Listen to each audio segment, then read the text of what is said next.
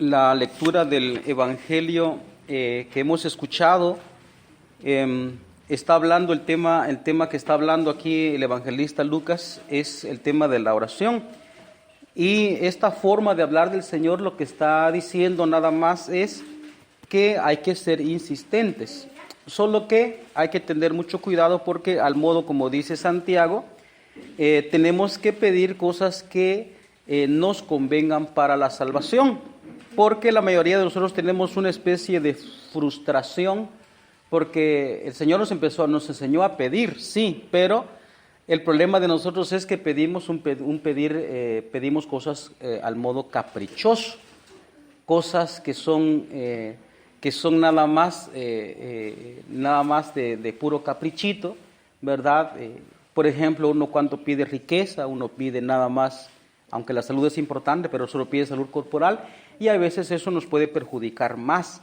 Entonces, eso tener claro lo que dice Santiago, pero lo que dice el Señor aquí con este ejemplo que pone de un amigo que llega a pedir pan a otro su amigo, porque otro su amigo llegó, no sé qué, bueno, solo es una forma de decir que hay que ser insistentes, y que si este amigo, a pesar de que no le dio por ser su amigo, sino porque molestaba mucho, Dios no va a hacer esperar a quien pide, de acuerdo, por supuesto, a la salvación, ¿verdad? Entonces, eso tenemos que tenerlo muy claro. Yo les doy también mi propio testimonio de que he experimentado esa premura del Señor en corresponder a lo que uno pide cuando está de acuerdo a la vocación de uno. En el caso personal, mi vocación sacerdotal, he pedido en una ocasión una cierta realidad que me convenía para continuar con mi vocación, y como solemos decir en el occidente, dicho y hecho, al momento apareció la respuesta del Señor. Entonces a mí yo me quedé absolutamente sorprendido de la respuesta, y claro, porque convenía para mi vocación y también, por supuesto, para mi salvación. Pero la mayoría, como digo, tenemos frustración porque la mayoría de cosas que pedimos a veces son cosas que en realidad no tienen que ver mucho con la salvación. Entonces, solo esa es la única palabra que digo en torno al Evangelio. Me interesa mucho, hermanos, la primera lectura. Entonces voy a aclarar algunas cosas que hemos escuchado, que es de la carta del apóstol San Pablo a los Gálatas. Fíjense que la carta a los Gálatas de San Pablo es una carta que está en un tono muy duro, es un tono bastante fuerte. De hecho, San Pablo está regañando. Por eso es que dice de esta manera, ¿no? Insensatos Gálatas. Esa es la traducción más bonita, porque en realidad el texto griego sugiere la palabra que está ahí es estúpidos Gálatas, dice fuertemente. Lo dice así claramente San Pablo, y hay que preguntarnos por qué está regañando San Pablo. Vamos a ver un poquito el contexto de lo que está ahí, y después vamos a sacar una enseñanza para nosotros. Entonces, aclaro. Resulta que San Pablo fue a predicar allá a Cristo, allá a Galacia. Es una zona de Grecia, ¿no? Allá a Galacia fue a predicar San Pablo, y San Pablo, por cómo dice aquí, cómo lo dice, significa que obró Dios muchos milagros por mano de San Pablo. Obró muchos milagros. Los Gálatas lo vieron. Una cosa absolutamente inexplicable, cosas inexplicables, cosas maravillosas. Pero el más grande de los milagros que recibieron los Gálatas es recibir una vida completamente espiritual, ¿verdad? Es decir, alejado de la vida animal como solemos movernos nosotros. Pero Pablo fue a predicar allá a Cristo crucificado. Y el problema es que cuando San Pablo, como él iba itinerante, es decir, caminaba, porque él estaba haciendo misión, se fue de un pueblo a otro, así como hacía Cristo mismo. Entonces después, cuando San Pablo salió de aquella comunidad, llegó un grupo, normalmente se le llaman los judaizantes, es decir, un grupo que no estaba de acuerdo con por decirlo de esa manera, un poquito genérica, con la religión que había inventado Cristo y que San Pablo predicaba, que de hecho no es una religión, sino que estaba hablando de la verdad, de la resurrección a través de la cruz de Cristo. Entonces, este grupo de judíos no estaban de acuerdo y por una parte tenían razón, porque de hecho la revelación que ellos habían, valga la redundancia, recibido, era precisamente de Dios, a través de la ley de Moisés. Y como judíos tenían que tener ciertas prácticas rituales, ciertas prácticas de tiempos concretos. Por ejemplo, ahorita en estos días el pueblo judío en estos días, justamente estamos hablando de hoy, ¿verdad? Están celebrando el Yom Kippur. Yom Kippur, ¿qué es eso? Pues es una fiesta de las tiendas. Es una fiesta muy importante para el pueblo de Israel, ¿verdad? Se sacrifican animales, ¿verdad? Cosas que tienen que hacer como pueblo judío, ¿verdad? Entonces, efectivamente, por una parte, estos judaizantes tenían razón y no habían entendido más bien lo que Cristo había venido a predicar, había venido a enseñar, que la vida eterna y que la ley, como decía San Pablo en otra parte, solo era sombra de los bienes que habían de venir. Pero resulta que toda la experiencia, todo lo que vieron los Gálatas con San Pablo, obraron milagros, hubieron muchos milagros, y también, como digo, el más grande milagro es que ellos recibieron el Espíritu Santo, es decir, experimentaron una vida nueva. Parece que este grupo de judaizantes destrozaron todo eso, y lo peor fue que los Gálatas aceptaron esa realidad. Entonces ahí viene como un poquito de frustración, o más bien Pablo se siente muy frustrado porque está sintiendo que su trabajo ahí fue como en vano, ¿no?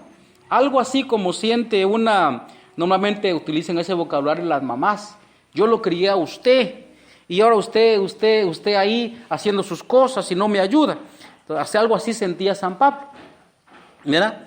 Entonces por eso San Pablo regaña bastante fuerte, ¿no? Entonces, esto es lo que tiene así como muy mal a San Pablo, por eso está regañando. Pero ahora vamos un poquito a la aplicación de la realidad para nosotros. Esta situación que acabo de describir, porque esa es la realidad que está aquí, ahora la vamos a intentar traerlo para nosotros. Primero, esto que yo digo lo voy a decir en sentido apologético. Fíjese que en el tiempo de hoy, como se ha bajado mucho la fe, entonces la gente ha bajado la fe al punto de materializar la fe. Por eso es que decía en un principio lo de las peticiones, ¿va? Que Cristo ciertamente nos enseña a pedir, pero uno se deja llevar nada más por la pura carne. ¿Qué es malo? No, eso no es malo. Por ejemplo, pedir salud es malo. No es malo, ¿verdad? Pero eso es puramente humano, ¿verdad? Entonces uno pide un milagro. La gente, precisamente por el rebajamiento de la fe que ha habido ahora, entonces la gente suele pedir demasiados milagros.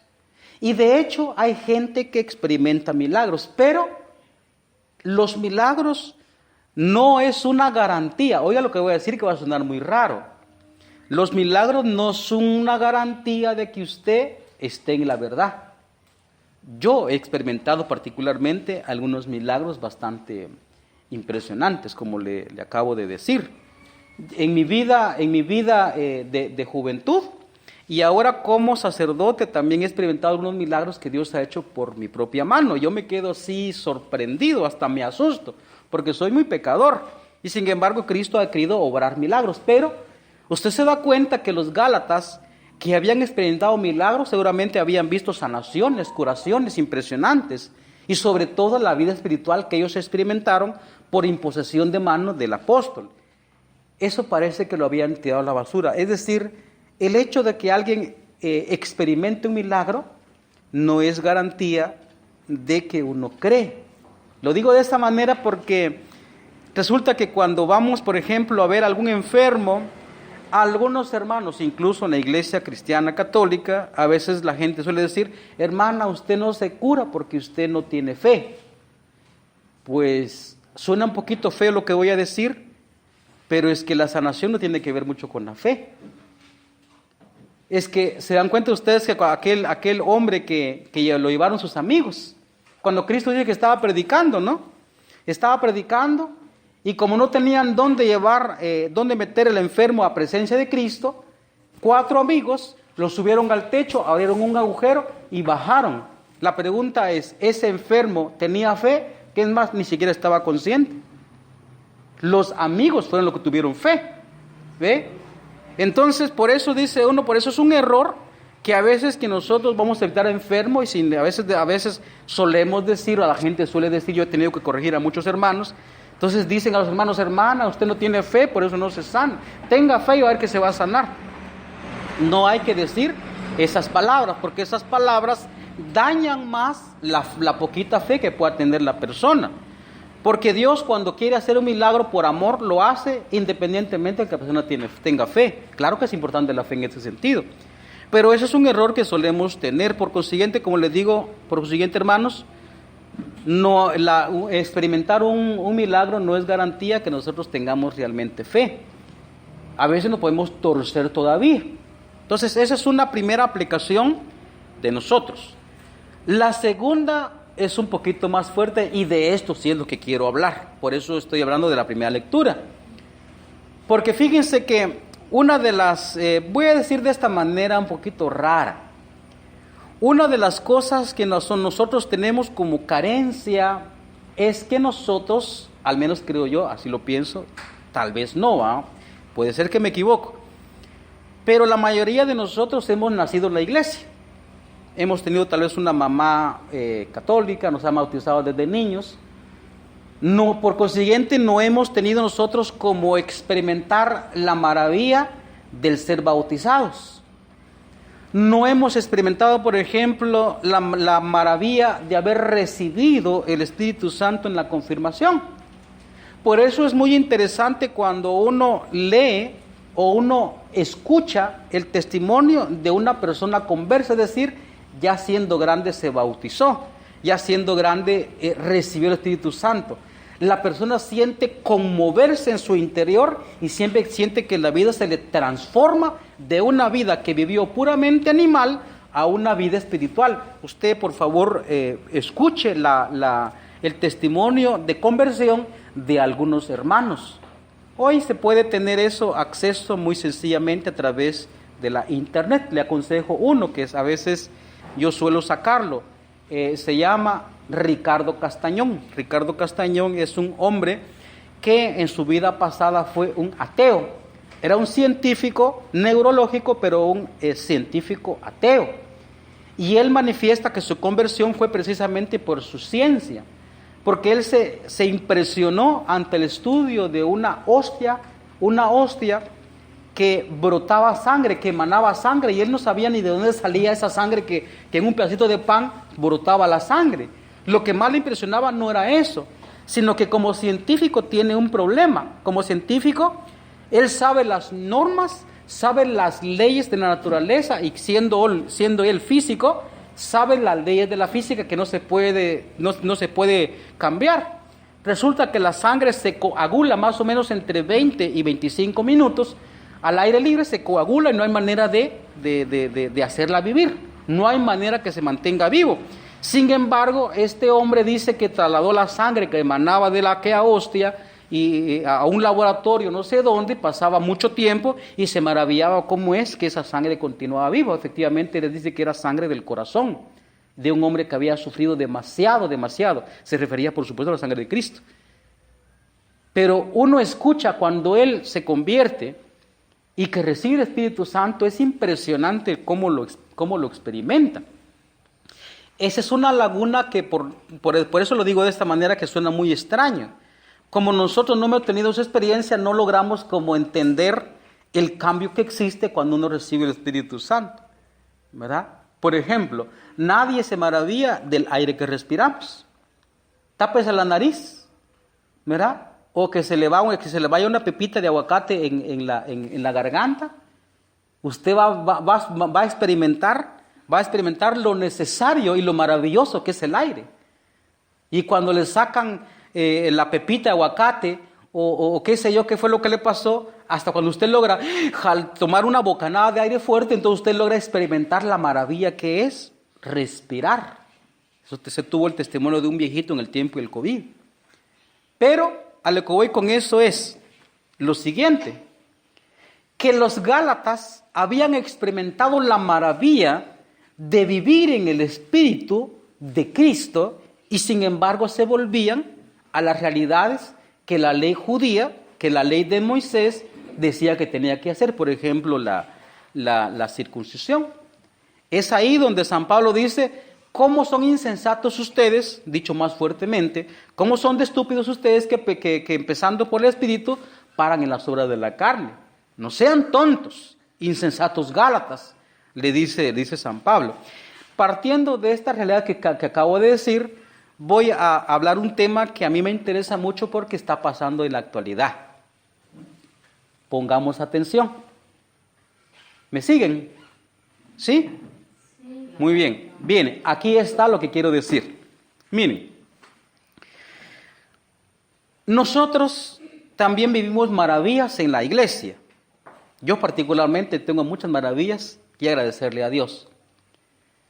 Pero uno se topa en todas partes de la iglesia, han hecho han sido bautizados, tienen su primera comunión, tienen su confirmación, son catequistas, ahora pues han experimentado no sé qué porque han participado en un retiro de no sé dónde, y entonces a veces hasta tienen un cargo en la iglesia. Por ejemplo, hay algunos que tienen un ministerio, es decir, un ministerio de alabanza en la iglesia, y cantan y alaban a Dios. Y resulta que cuando experimentaron un problemilla, por ejemplo, tal vez no es problemilla, si es fuerte, pero haga de cuenta, se enfermó mi mujer, por decir algo. Se enfermó mi mujer, ¿va? Y entonces la gente tiende a desesperarse y resulta que lo que hacen la mayoría de veces es ir con brujos. Se van por un curandero por allá no sé dónde, el hermano tal que dice que cura, ¿verdad? Y fíjese que es impresionante, pero efectivamente cuando uno va a lo legítimo, que es donde el médico, efectivamente uno tiene que gastar. Hay cierta seguridad allí, cierta seguridad, lo digo de esta manera, pongamos para sanar. Y si hay que gastar, a veces hay que gastar bastante. Cuando el sacerdote o el encargado de la parroquia pide colaboración a los hermanos, les cuesta dar una ofrenda de 50 quetzales por una actividad que se va a tener. Pero cuando experimentaron la dureza de una enfermedad, se enfermó mi mamá, se enfermó mi papá, se enfermó mi hija, mi hijo, se enfermó mi marido, se enfermó no sé quién. Incluso tienen la capacidad de gastar miles y miles y miles y le pagan a un brujo. Y se están metiendo en la boca del mismo demonio. Eso está pasando en la actualidad. Lo hemos visto aquí, ya lo he visto aquí en el Petén. Lo he visto yo en las parroquias donde he pasado, donde gente que predicaba y que alababa a Dios en la alabanza, en la adoración, en el canto, en las actividades, y era comprometido con la iglesia, había experimentado la maravilla de Dios, y después para yendo a un brujo. Y uno dice, pero hombre, ¿cómo es posible esa realidad? Y entonces uno dice, por eso es que de ahí saco yo, de que cuando estoy celebrando la misa de un difunto, así suelo decirlo, aunque lo digo con mucha tranquilidad porque se tiene ahí la certeza del dolor que la persona está pasando, pero les digo yo a los hermanos que están con su difunto ahí pues en el féretro, ahí están, y están llorando. Entonces les digo yo, miren, en este momento ustedes van a mostrar en quién creen de verdad. En ese momento, cuando uno está enterrando a una persona, o tal vez también cuando uno mismo está pasando pues el borde, ¿verdad? El borde de la vida a la muerte. Uno hasta ahí entonces manifiesta uno en quien cree, ¿va? Porque la gente por desesperación entonces primero va al padrecito, padre, eche la bendición porque estoy enfermo. Entonces le echó la bendición al padre y no se curó, entonces va al pastor y el pastor no lo curó, va al hospital y el hospital tampoco lo pudo sanar, entonces va al brujo y el brujo sí lo sana.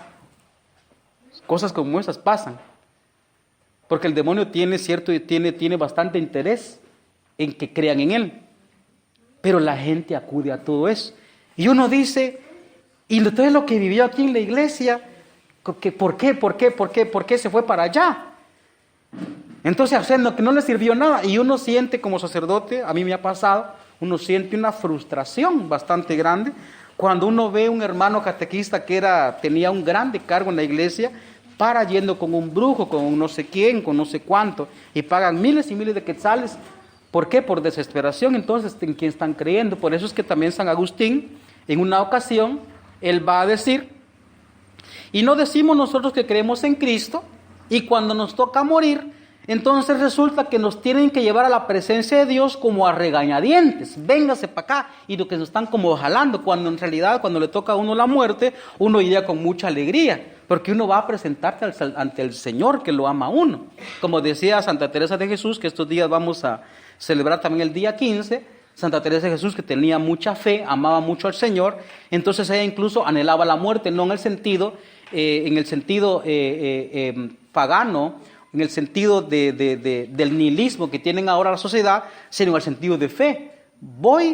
No tengo miedo a la muerte porque voy a los brazos de quien me ama. Entonces Santa Teresa, en palabras de Santa Teresa decía, muerte no me seas esquiva, es decir, no te huyas de mi muerte, ¿va? Esta vida no es vida, decía Santa Teresa de Jesús. Esta vida no es vida porque la vida que yo quiero solo está en ti. También la mamá de San Agustín decía, yo no sé qué hago en esta vida, ya cumplí con lo que tenía que hacer, ahora pues nada más me queda esperar allá la corona de la gloria que le decías a su hijo San Agustín, ¿verdad? Allá en Ostia. Entonces la gente que realmente ama no va a desesperar ante una enfermedad, no va a cometer esas cosas que está pasando ahora con gente de iglesia. Entonces pues, partiendo de este tema que decía San Pablo, habían experimentado grandes maravillas de Dios y después paran en la pura carne. Eso está pasando ahora, que a nosotros, hermanos, no nos pase eso. Procuremos que nuestra fe realmente sea espiritual. Y si hemos aprendido mucho de Cristo a través de la iglesia, a través del sacerdote, a través de quien sea, no desperdiciemos eso, ¿verdad? Porque la gente tiende a rechazar todo lo que ha recibido por una vida animal que de todas maneras un día se va a terminar. La vida un día se termina y por más que uno llore, por más que uno vaya al médico más médico, un día se muere. Por más que uno vaya al brujo más brujo, un día se muere y eso es así. La única esperanza siempre está en el Señor Jesús. Amén. Amén.